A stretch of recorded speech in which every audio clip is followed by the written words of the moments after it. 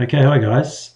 We are just about to have a look at the impact of economic growth, and I thought a good way to start that process off would be to reflect on how we measure growth in this country, and sort of a quick overview of the benefits and costs associated with growth.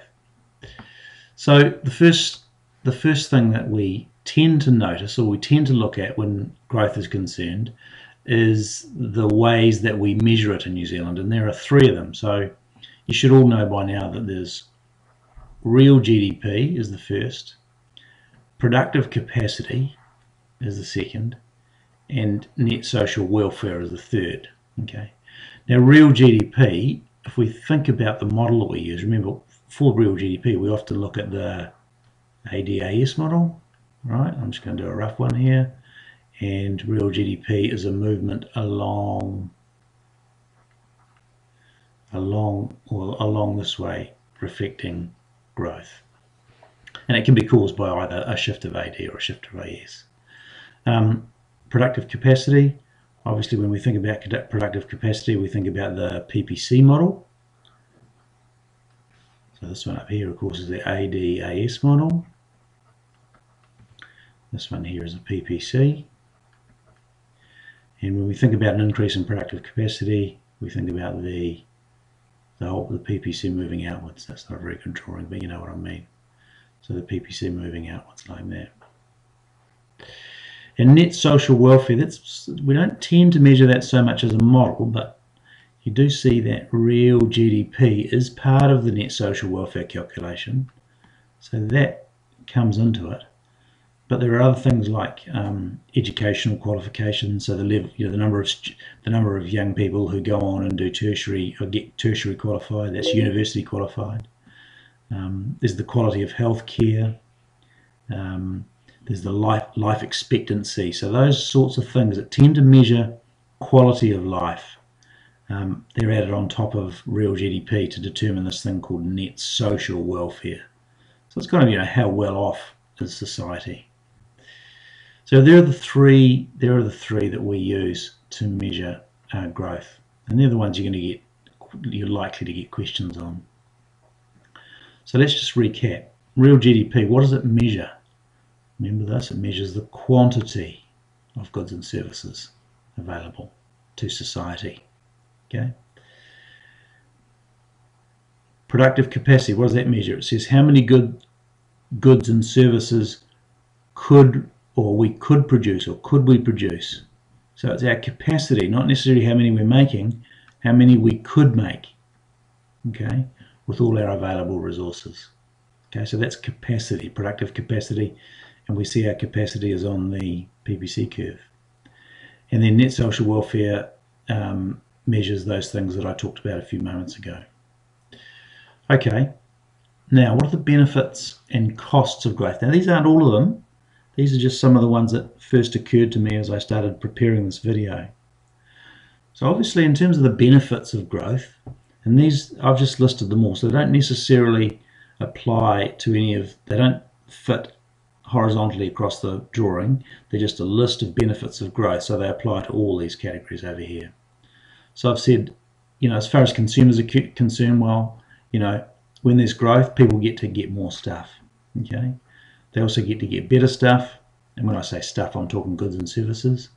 There's greater choice, and they might earn higher wages as businesses, as the economy's growing, businesses are getting wealthier or more profitable, if you like. That's a better way of saying it, and therefore paying higher incomes. Well, we certainly hope so. What about business? Well, more sales from business, so they generate more revenue, they make more profit, and the owners get wealthier. What about the government? Well, the government gets to increase its tax revenue, so they get more tax revenue, and as a result of more people getting jobs, hopefully or theoretically, there are less transfer payments. So the government is better off. What about the environment? Scroll down a little bit here. The environment, well, there's improved infrastructure. That's if we improve our roading as a result of economic growth, or in fact to cause economic growth, as I think some of you have talked about in your internal assessments, then it's not only the roading systems that the businesses use, but we get to enjoy those as well as as consumers. So our trips, we take trips on nicer quality roads, and that in a way that benefits us. Okay. There are better public facilities, so the government spends more on public facilities such as parks and national parks, if you like, and museums, and all those things that they provide that improve the quality of our lives. And also there's improved resource use, theoretically. So that means that maybe with improved growth, there's the opportunity to use resources more effectively or more efficiently. That means they are kept longer and they are conserved in a sense. Okay, so what about the costs? Well, you'll be pretty aware of most of these costs. Pollution, uneven distribution of incomes and wealth. So we know that there's a problem with inequality. So growth can cause inequality. Remember, it's those people who own or have access to the resources that get to earn the majority of the income, and not everybody gets an even spread of resources. Now we know that not just within cities, but in New Zealand between areas. If you think, between say Northland and the Waikato. Now, Northland has a very strong tourism base. So if tourism's doing well, then Northland will generally do well. The Waikato, on the other hand, is very strong in the dairy industry. If the dairy industry is doing well, they will do extremely well. I guess Northland, arguably, the dairy industry is pretty strong in Northland too, so Northland will also benefit. But certainly, there are some good examples where regional inequalities have an impact.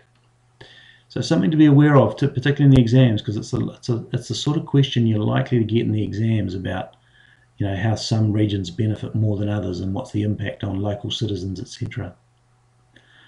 Because there's the third point here is the obvious damage to the natural environment, which is something that's at the forefront of all our minds at the moment. There's depletion of resources such as fish. There's the damage caused to natural habitats when there's deforestation and mining and what have you. And then potentially our lifestyles are also compromised. So, with growth comes things like longer working hours and the demands placed on us by companies to work harder. So there you go. There's just a little sort of summary of the types of growth we measure and the benefits and costs of that growth, just as a bit of an introduction to this section. I hope that was helpful. Cheers.